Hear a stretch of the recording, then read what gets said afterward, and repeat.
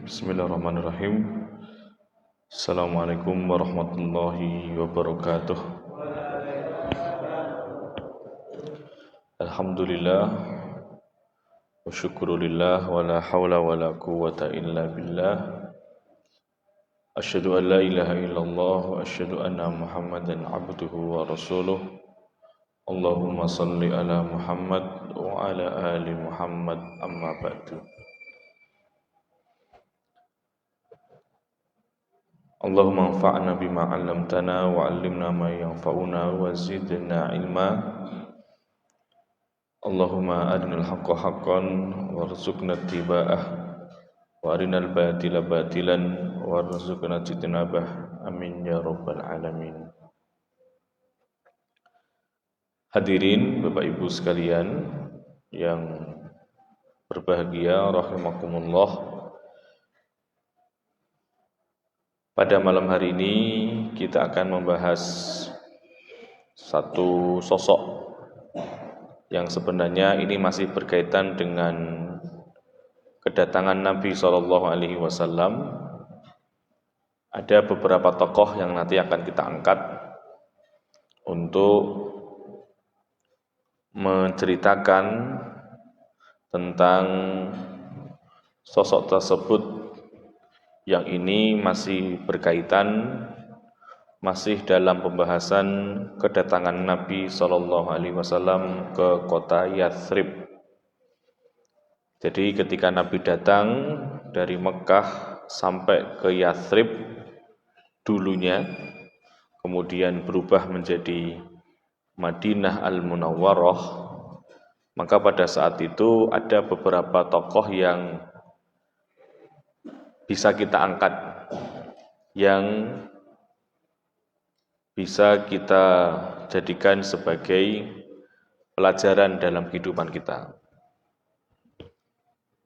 Dan ini masih berkaitan dengan tema kedatangan Nabi. Kan banyak para sahabat menyambut Nabi, tapi ada beberapa sosok yang lebih daripada yang lain. Ada sosok yang lebih daripada yang lain, ditambah sosok ini nanti punya peran penting dalam perjalanan dakwah Islam di kota Madinah. Jadi kalau kita membahas sosok semua tidak memungkinkan, ya. Itu nanti masuknya cerita pada sahabat. Nah, kita akan membahas dengan berjalannya sirah nabawiyah. Jadi ketika nanti Nabi datang, Nabi tinggal di sana, ketemu sama siapa, yang unik kayak apa, lah kemudian tokoh yang unik ini sekaligus kita angkat begitu. Jadi sambil menyelam, sambil berjalan, kita juga sekalian menggali tokoh-tokoh penting yang pernah bersama Nabi SAW, tokoh yang punya banyak keutamaan, banyak keistimewaan. Nah, itu yang akan kita angkat. Nah, salah satunya adalah kisah dari Abdullah bin Salam. Ya, kisah Abdullah bin Salam ini perlu kita angkat karena dia tidak hanya menunggu Nabi hadir, tapi juga ingin membuktikan tentang kenabian Nabi Muhammad SAW. Karena Abdullah bin Salam ini adalah seorang ulamanya Yahudi. Bapaknya seorang ulama, seorang alim dari bangsa Yahudi, kemudian turun kepada anaknya juga. Nah, ketika nanti pas Nabi datang ke Madinah, nanti ada angle yang menarik, dan ini bisa kita angkat untuk kita jadikan sebagai pelajaran gitu ya. Nah, kalau kita bicara sosok Abdullah bin Salam, nah beliau namanya adalah Al-Husain bin Salam dulunya. Kemudian setelah masuk Islam namanya diganti dengan Abdullah bin Salam. Nah, beliau ini kenapa kita angkat? Karena beliau adalah seorang ulama, seorang rabbi dari Yahudi. Ketika nanti Nabi datang, ada dua tokoh ulama Yahudi yang akan memverifikasi, yang ngecek apakah ini benar Nabi atau tidak.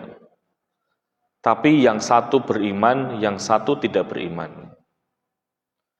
Yang beriman itu adalah Abdullah bin Salam. Setelah beliau cek tanda-tanda kenabian dan disinkronkan dengan apa yang tercantum di dalam Alkitab mereka, dalam Taurat mereka, maka Abdullah bin Salam tidak segan-segan kemudian datang kepada Nabi dan menyatakan masuk Islam. Di sisi yang lain nanti ada seorang ulama dari Yahudi, Rabbi Yahudi. Dia adalah Huyai bin Akhtab.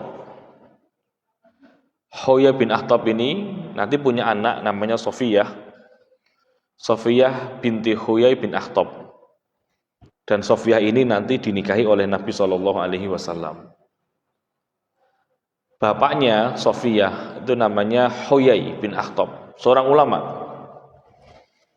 Tapi ketika Madinah ramai karena kedatangan seorang yang ditunggu-tunggu kehadirannya, yaitu Nabi SAW, Huyai ini sudah ngecek, sudah dicek sama Huyai juga, bersama kawannya, bersama adiknya, bersama adik kandungnya yang juga seorang Robi, dicek. Dan ketika Huyai sudah mengecek tanda kenabian yang ada dalam diri Nabi SAW, kemudian Huyai ini pulang dan kemudian wajahnya agak lesu dan tidak semangat begitu. Ketika ditanya oleh keluarganya, kenapa kamu seperti itu?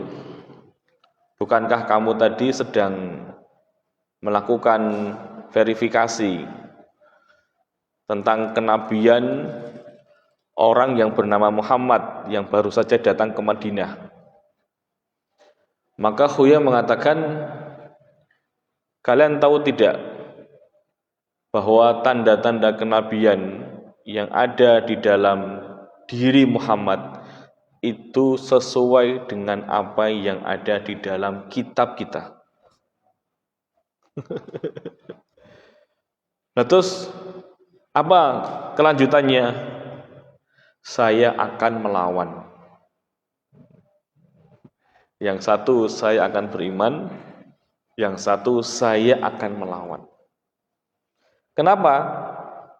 Karena bukan dari kalangan Yahudi.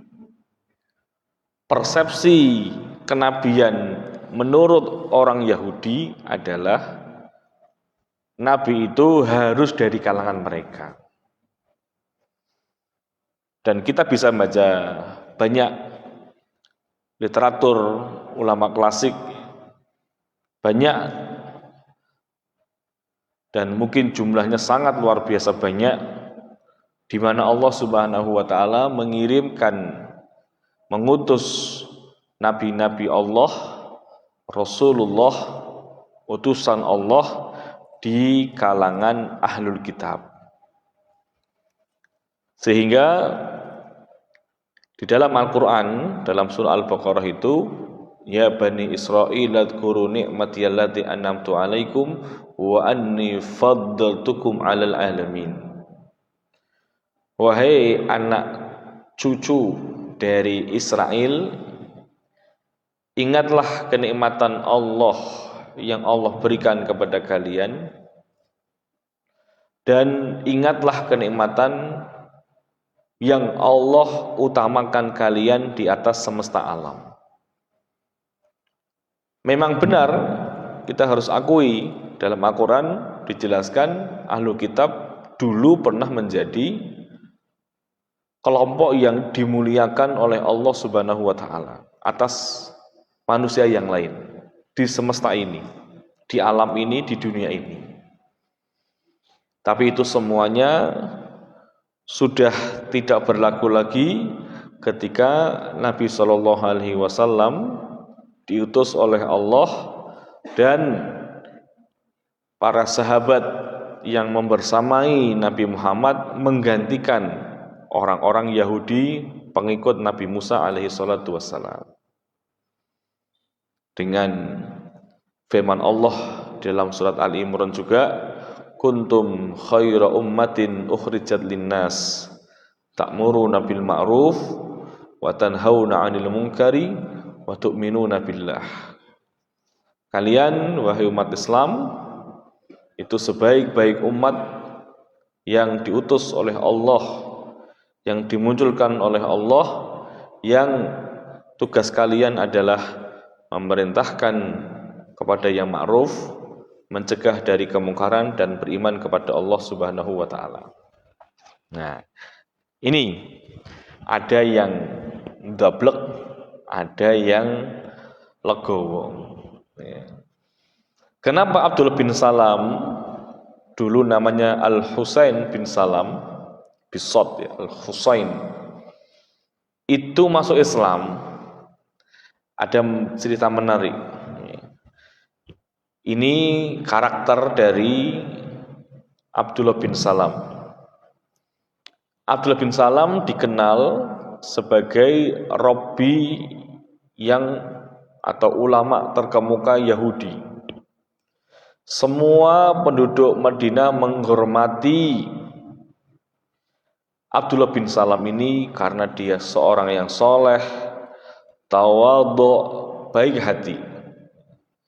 Jadi memang secara perangai, secara karakter, Abdullah bin Salam orang yang tidak neko-neko. Orangnya sangat disegani, dihormati. Dan Abdullah bin Salam mempunyai kebiasaan membagi waktu hariannya dibagi menjadi 3 kegiatan. Yang pertama, beliau waktu masih menjadi ulama atau Rabbi Yahudi, itu beliau di Kanis, gereja atau sinagog. Beliau mengajar dan ibadah di sana, mengajarkan Taurat.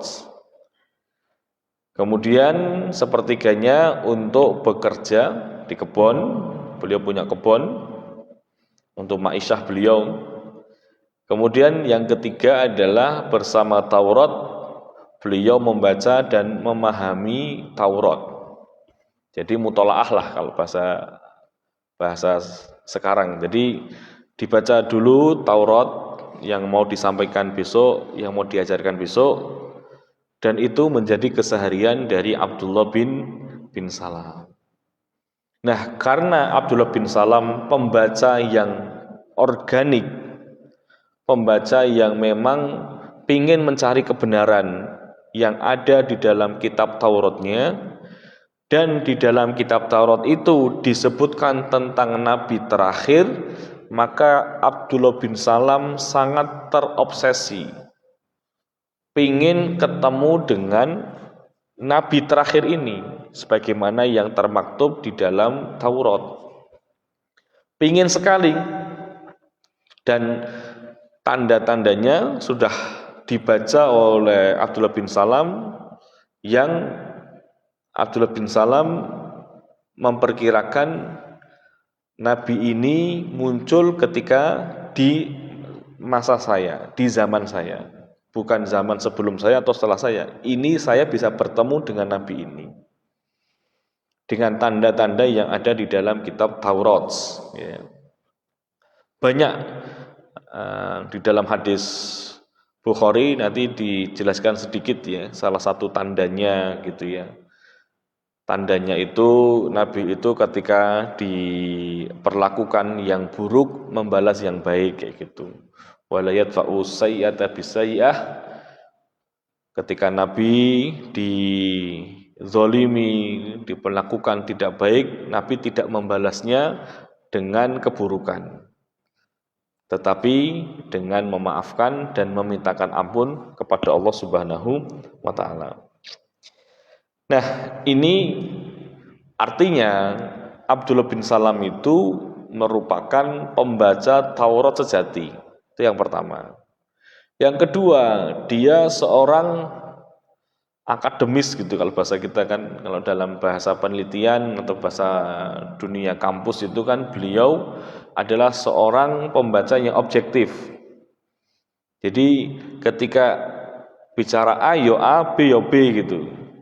Dan beliau tidak mau terlibat dalam urusan-urusan yang di luar teks misalkan. Itu kan benar-benar pengkaji, peneliti, dan penikmat Taurat itu sendiri. Nah, itulah Abdullah bin Salam. Nah, kita baca secara biografi singkatnya seperti itu. Jadi orangnya memang sering membaca Taurat, ya. Dan bukan hanya membaca gitu ya, tapi ingin mengamalkan apa yang ada di dalam Taurat. Nah, kisahnya seperti ini, hadirin sekalian.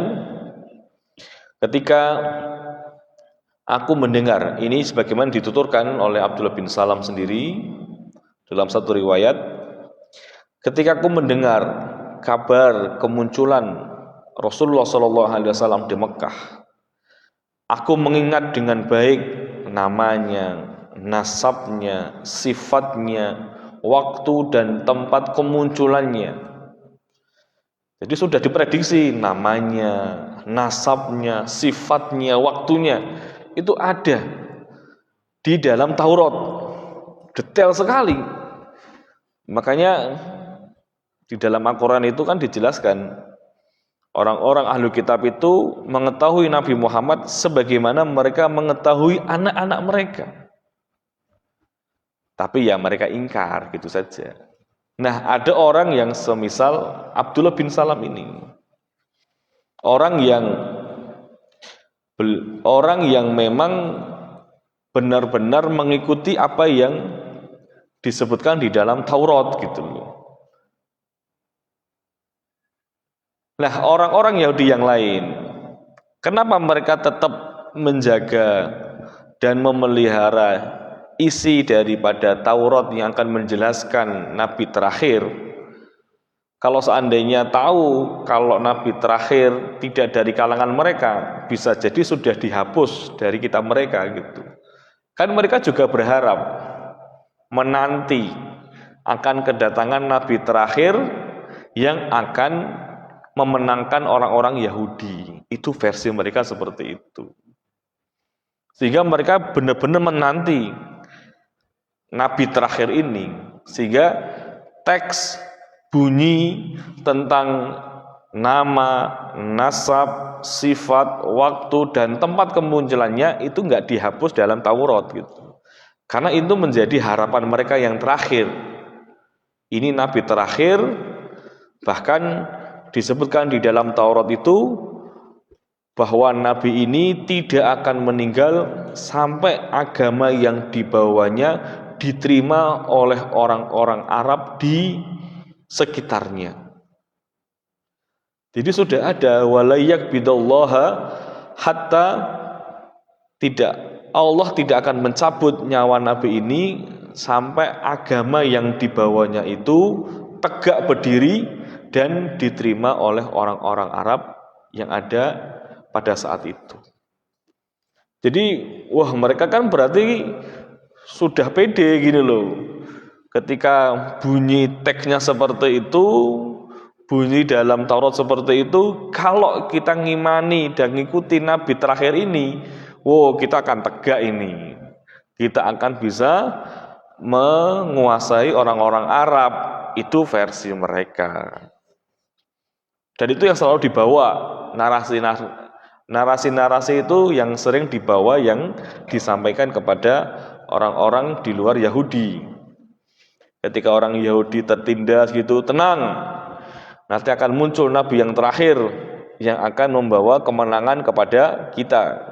Dan itu disampaikan terus-menerus begitu. Nah, kemudian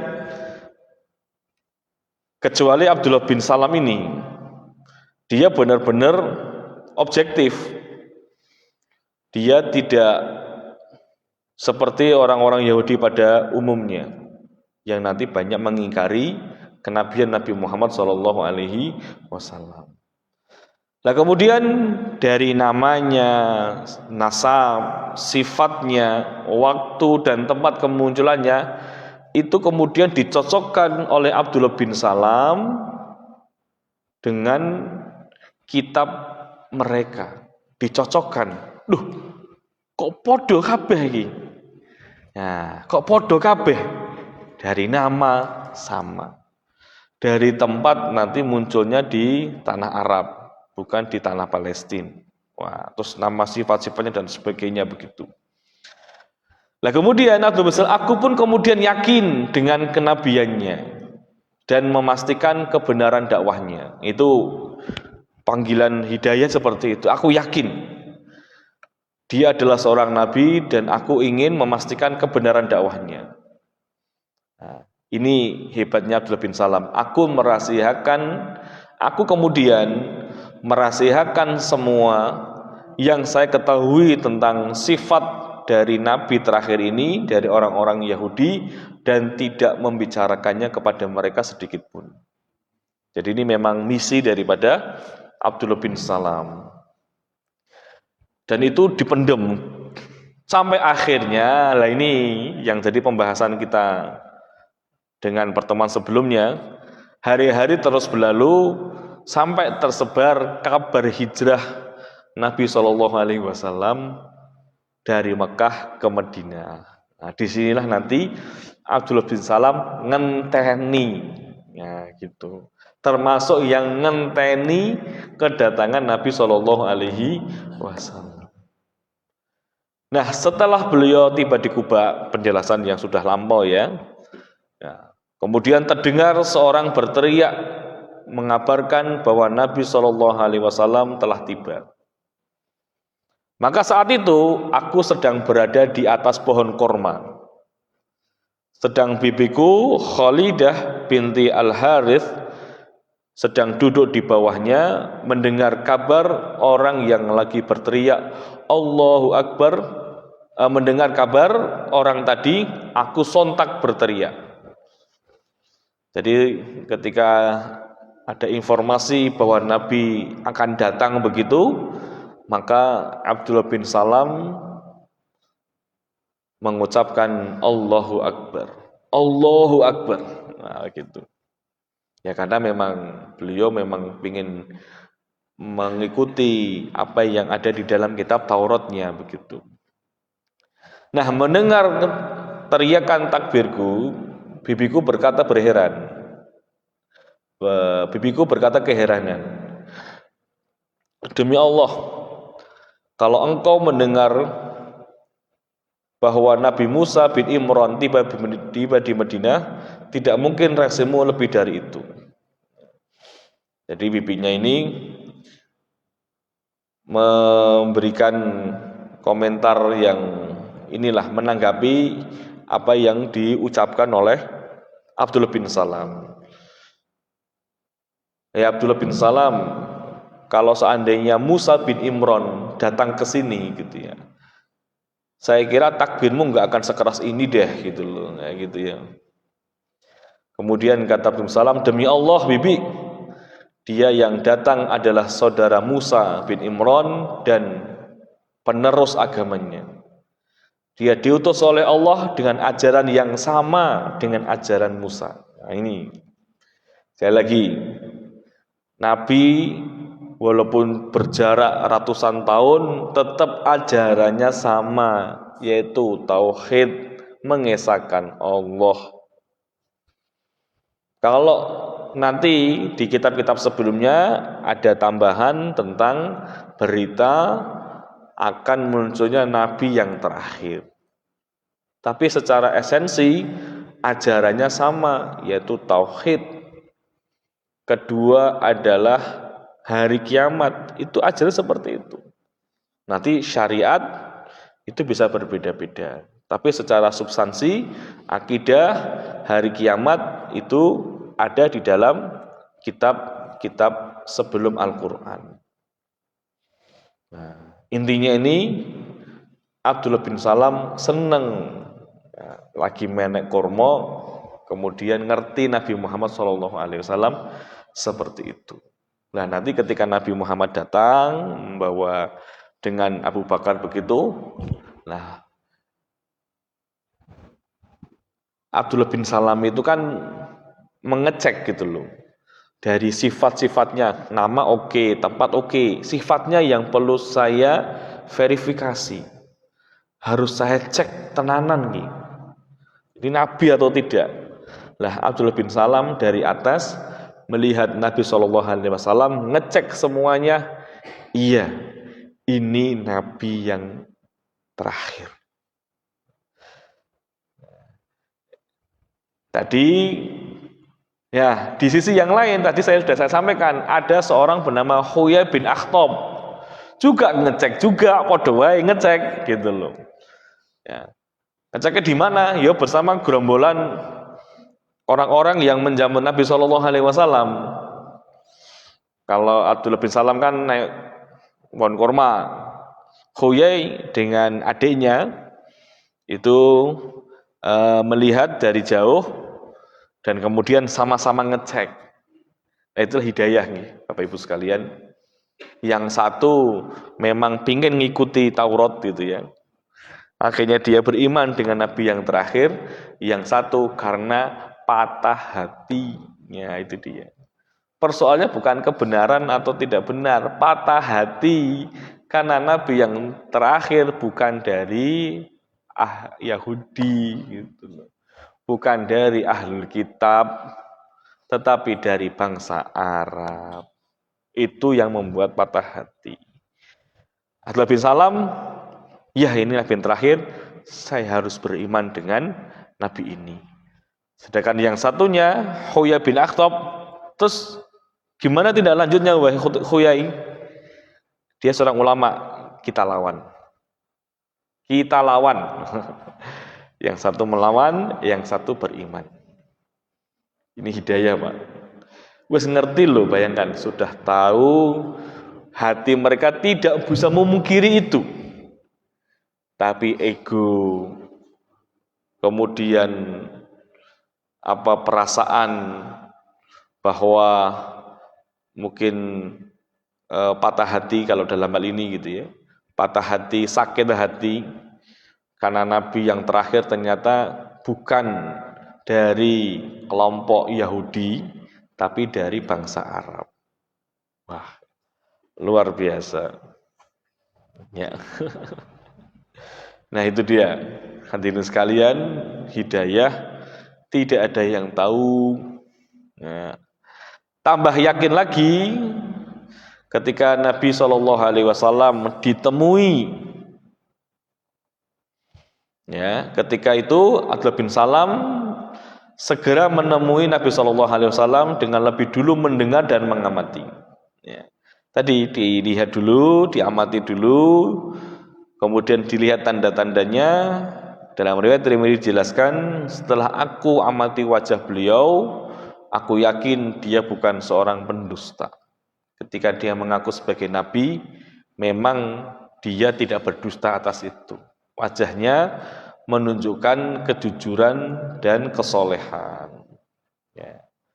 Dan ternyata ucapan dari Nabi SAW yang keluar pertama dari Nabi SAW ketika memberikan arahan kepada para sahabat itu yang yang disebutkan di dalam Taurat gitu loh. Persis yang disebutkan dalam Taurat ya seperti itu gitu loh. Jadi ini bukan cocok logi, tidak.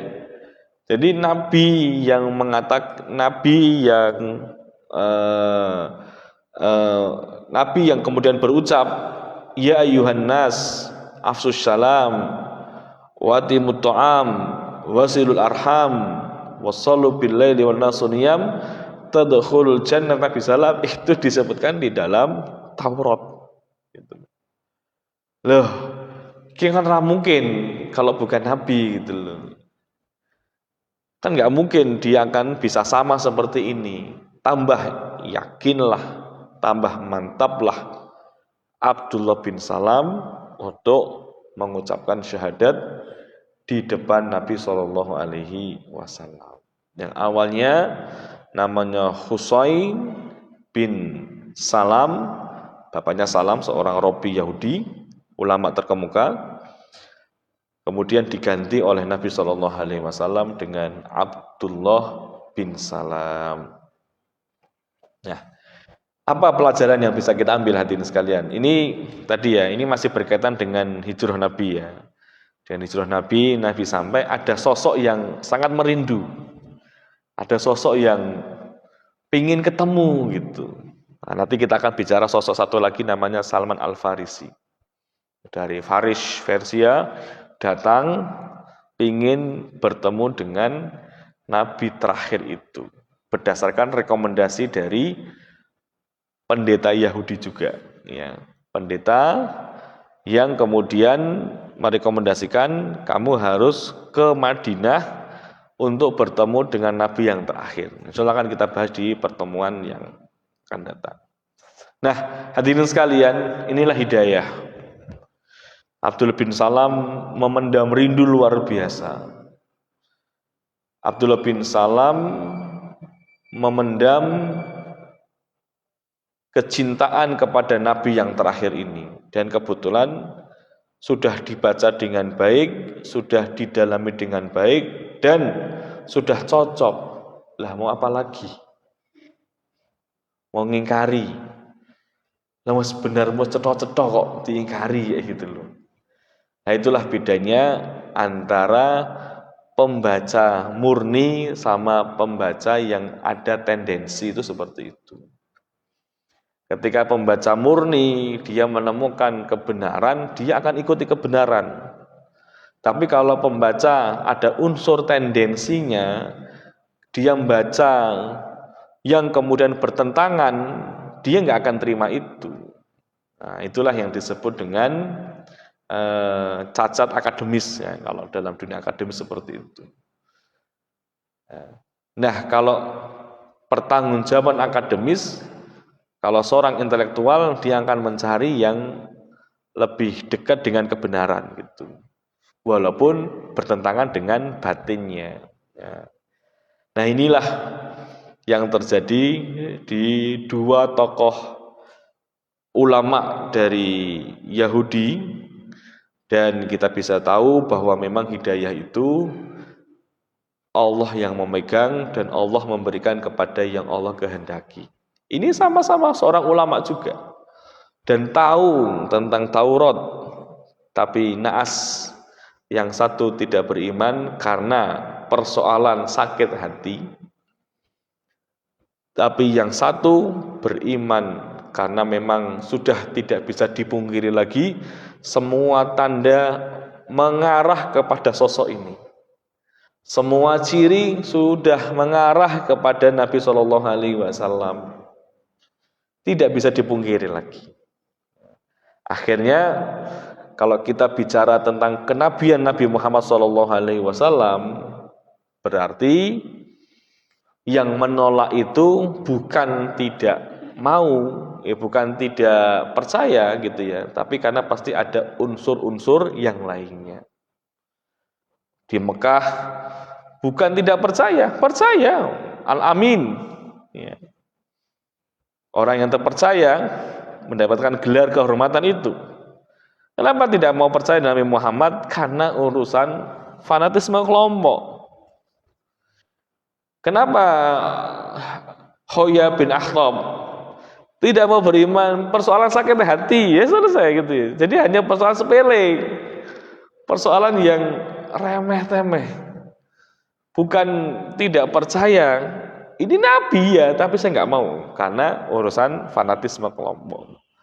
Ini nabi, saya tahu iya ini nabi ya, saya nggak mau, kenapa? Sakit hati. Gitu toh sudah. Nah, ya sudah.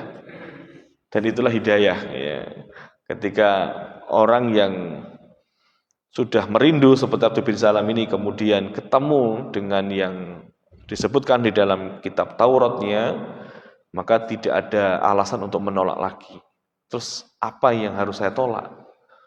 Jelas-jelas seperti ini, apalagi terucap dari mulut Nabi yang pertama adalah untuk mengajak, menyebarkan salam, memberikan makan, sambung silaturahim, dan sholatlah malam ketika manusia sedang tidur. Kenapa Nabi mengucapkan ini? Kenapa? Ya, kita tahu kan, persoalan yang paling ngeri di Madinah itu adalah apa? Perang saudara. Maka untuk meruntuhkan perang saudara, perang antar suku dengan apa? Mengucapkan salam, menyapa, komunikasi. Kalau nggak pernah komunikasi, renggang, ya sudah, gelut, sudah. Makanya supaya akrab, supaya bisa berteman dengan baik, bisa berkawan dengan baik, afsus salam, berikan salam. Jadi kita menyapa orang lain, memberikan salam itu sebenarnya meruntuhkan egosentris, meruntuhkan keangkuhan gitu. Nah ini malah ada fenomena beda kelompok di salam ragelem, ya kan kayak gitu kan, gara-gara persoalan beda ngajine, beda kelompok, beda usate, disalami orang gelem misalkan. Itu kan sudah hancur dulu fondasi awal Nabi ini. Kalau pengen rekat, saling memberikan salam. Gitu. Salam itu kan doa. Doa keselamatan untuk orang yang sedang kita ajak bicara. Kok didoakan ra gelem malah melengos? Iki piye maksudnya? Kan assalamualaikum kan semoga keselamatan Allah kepada kalian. Nah, kok dikasih salam malah melengos tok misalkan. Nah, iki piye to iki? Malah kemudian karo cemberut menjawab misalkan gitu ya. Mosok karo dongoke kan cemberut gitu ya. Kemudian untuk mengakrabkan hubungan yang renggang dengan apa? Wa atimut ta'am. Mangan. Nah, ini. Mangan.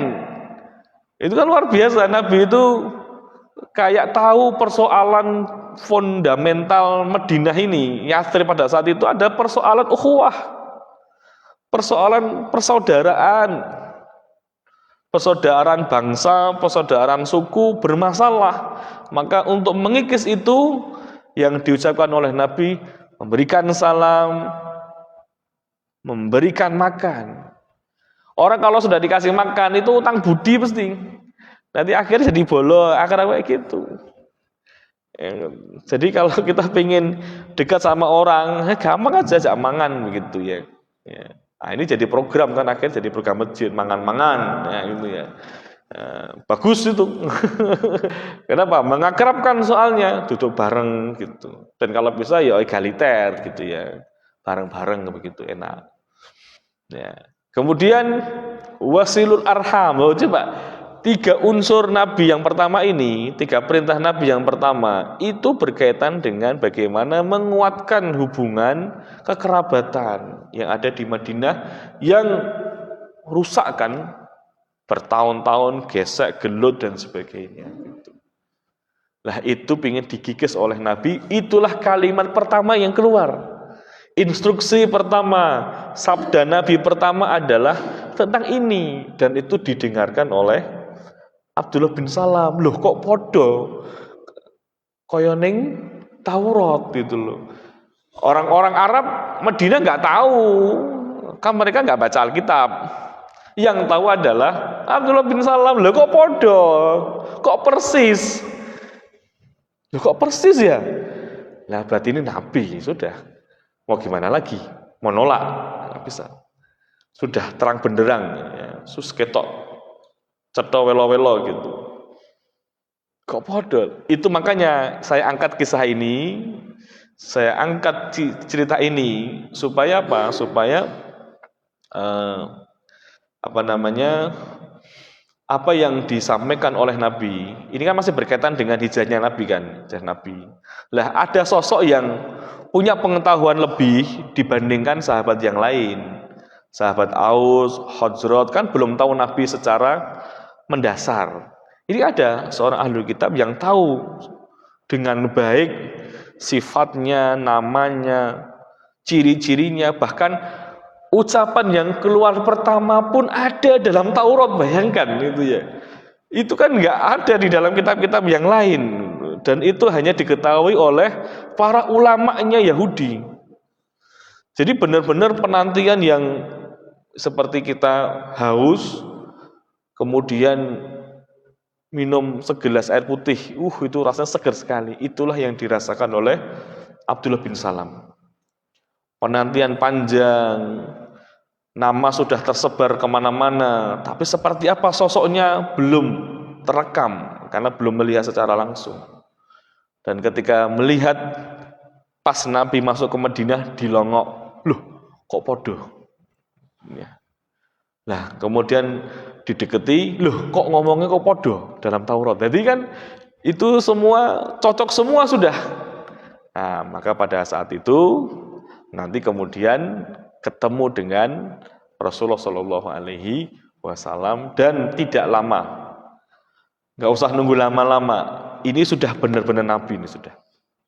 Wah, dan akhirnya menyatakan beriman kepada Nabi Shallallahu Alaihi Wasallam. Nah itulah, ini masih berkaitan sedikit ya dengan ini. Saya angkat ini karena ada loh orang yang nongol ya.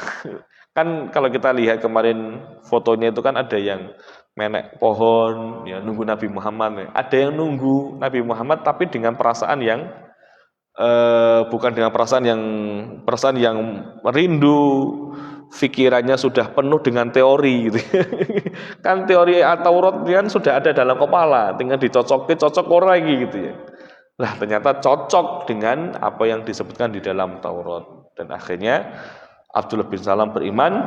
Dan banyaknya cerita-cerita Israiliyat tentang Zulaikha, Ratu Balkis, kemudian apalagi Qabil Habil namanya, itu biasanya dari Abdullah bin Salam. Jadi kisah-kisah yang tidak ada dalam Al-Quran, kemudian di dalam hadis, secara kalau datangnya dari kisah yang lebih detail tentang kisah nabi-nabi sebelumnya, itu datangnya dari Ahlul Kitab. Dan itu nanti biasanya riwayatnya kembali kepada Abdullah bin Salam.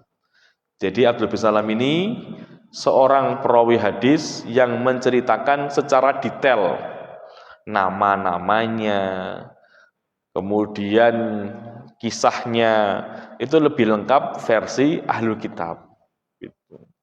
Dan itu bisa kita baca misalkan di tafsir Ibnu Katsir, tafsir At-Tabari. Itu kalau ceritanya panjang, itu biasanya dinisbatkan kepada Abdullah bin Salam, seperti itu. Kan kita nggak tahu nama Qabil Habil dari mana, ya dari Abdullah bin Salam itu kisahnya gitu. Zulaikha, ya, perempuan yang menggoda Yusuf misalkan, dari mana tahu nama Zulaikha? Itu dari Abdullah bin Salam ya. Jadi kisah-kisah seperti itu biasanya datang dari Abdullah bin Salam, karena dia seorang ulama dari Yahudi begitu. Jadi dia faham dengan apa yang ada di dalam kitab Taurat ya. Saya kira itu yang bisa kami sampaikan. Insyaallah ini kisah tentang Abdullah bin Salam memberikan gambaran jelas bahwa hidayah jangan ditunda-tunda, langsung ketika itu datang langsung ditangkap dan dipraktekkan, langsung diamalkan begitu. Saya kira itu kita akhiri dengan hamdalah dan doa kafaratul majelis. Alhamdulillahirabbil alamin, subhanakallah bihamdika, asyhadu an la ilaha illa anta, astaghfiruka wa atubu ilaik. Akhirul kalam, assalamualaikum warahmatullahi wabarakatuh.